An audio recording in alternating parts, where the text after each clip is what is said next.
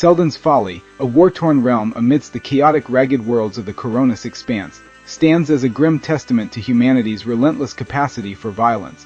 Among the myriad pretexts humankind conjures for waging war and enacting mass destruction, the zeal for a loved one has often been deemed more reasonable than others. Originally a serene world known as Pastorus, it languished in obscurity until the mercurial rogue trader Seldon stumbled upon it.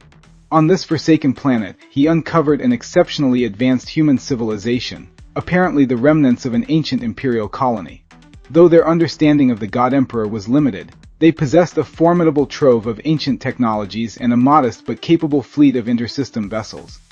Recognizing immense value for both religious conversion and the profitable trade of archaeotech, Seldon, an ardent believer in the God Emperor and a keen entrepreneur, sought to capitalize on his find.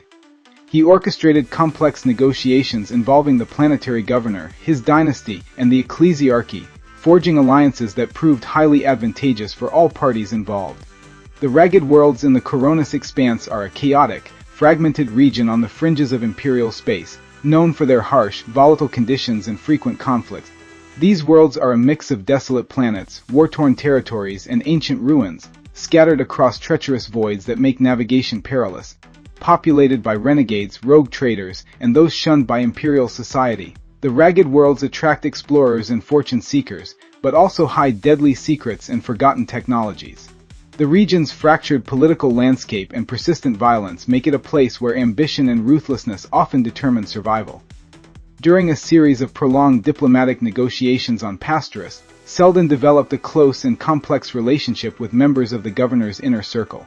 When his increasing influence within the governor's court was perceived as a threat, he was abruptly expelled from the planet, along with his retinue and the ecclesiarchy delegation. Before departing, Seldon struck back, launching an aggressive raid on the gubernatorial palace, leaving significant damage in his wake. Attempting to flee, his ship encountered fierce resistance from the planetary navy, sparking an intense battle in low orbit. The conflict turned personal for Seldon when a key ally perished during the fight, driving him to declare full-scale war on Pastorus. He deployed substantial military resources in an invasion that wrought widespread devastation and a massive loss of life.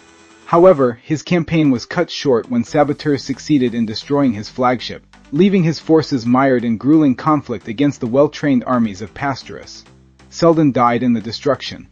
Decades have passed, yet the remnants of Seldon's forces remain entrenched on the ravaged world they now call Seldon's Folly, locked in a relentless struggle against the dwindling remnants of the planetary defense. Neither side willing to relent, their perpetual conflict has transformed the once idyllic planet into a desolate wasteland scarred by craters filled with smoldering ruins. Vast stretches of land lie poisoned or rendered radioactive, while the skies are choked with the toxic haze of chemical weaponry and the perpetual smoke of pyres. In time, life on Seldon's Folly will be entirely extinguished, leaving behind a blighted monument to the consuming rage and unyielding folly of a single man's ambitions.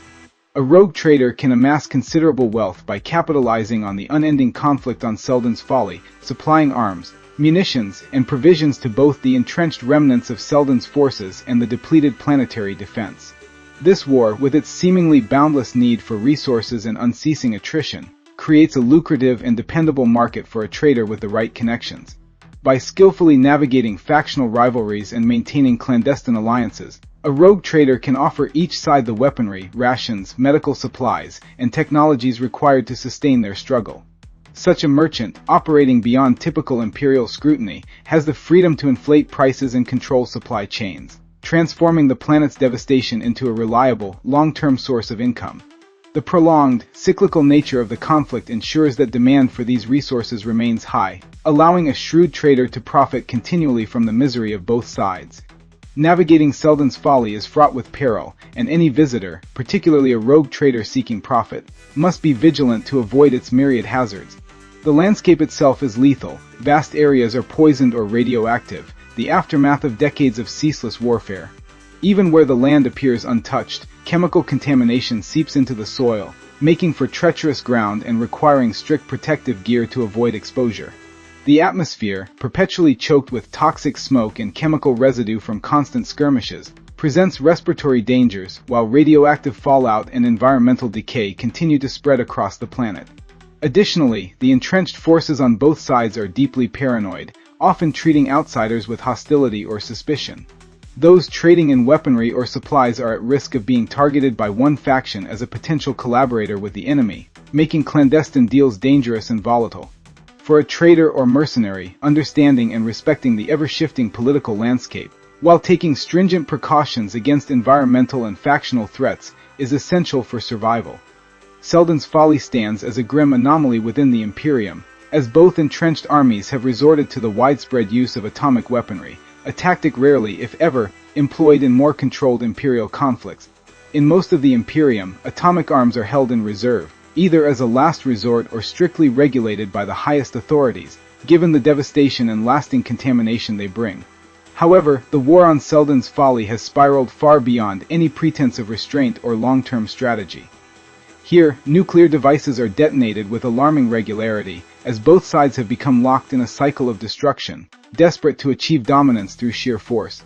The result is a landscape pocked with radioactive craters and littered with the skeletal ruins of once prosperous cities, all irradiated and rendered uninhabitable for centuries to come.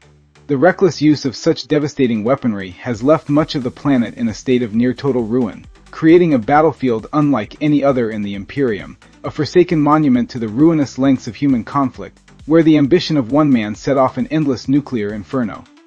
The following is an excerpt from the personal diary of Karsten Thale, a soldier in the service of the notorious rogue trader Mara Seldon, who fought in the brutal, unending conflict on the war-torn planet now known as Seldon's Folly. Thale's words offer a rare glimpse into the bleak existence of those entangled in a seemingly purposeless war, marooned on a forsaken world where survival has become a relentless, day-to-day struggle. His entries capture the haunting desolation of the battlefield, the erasure of a once thriving civilization, and the quiet endurance required to face each grim day. In his reflections, we see both the resilience and weariness of a soldier shaped by a land left scarred and empty by the ceaseless violence around him. I'm not sure why I keep writing. Maybe it's just to remind myself I'm still here, that this life isn't all just dust and smoke. No man's land stretches before us, scarred and barren, a wasteland that holds no warmth or mercy. The ground is cracked and pitted, littered with the remains of what came before, a husk of a world that's been torn apart by endless conflict. The air has a weight to it, thick and sour like metal and ash. Even breathing feels like drawing in part of this broken land. At night, we inch forward, moving in silence, knowing each step takes us into more of the unknown. The stillness after each push is heavy, almost eerie, as if the land itself waits in quiet judgment. No man's land is littered with shattered tank hulls and twisted bits of metal, scorched by fire and radiation. Shadows of men are etched into the stone from blasts so hot they burned like a million suns. We push forward at dusk, low and silent, trying to cross a few meters each night, only to retreat by dawn. Every inch is earned with pain, and every day feels like a new eternity. Tonight, I came across what looked like the remains of an old village. A few half-standing walls and a faded sign still leaning against a pile of rubble. People lived here once, built homes and lives, perhaps even dreamed of peace. It's hard to imagine now, with everything worn away. The explosions come in waves, and after each one, there's a silence that feels almost peaceful, if it weren't for the ticking of the radiation gauge on my wrist. Then the shelling starts again, and it's back to ground and trench, eyes down, breath held. My fingers are raw from clutching my rifle, and every step through this forsaken land feels like it could be the last. There's a rumor the governor's forces are deploying a new weapon soon, something that'll cut through our armor like paper. But we're ready. At least that's what they tell us. Thank you, and may the Emperor's light guide our every step, ensuring victory against the darkness that threatens humanity's future.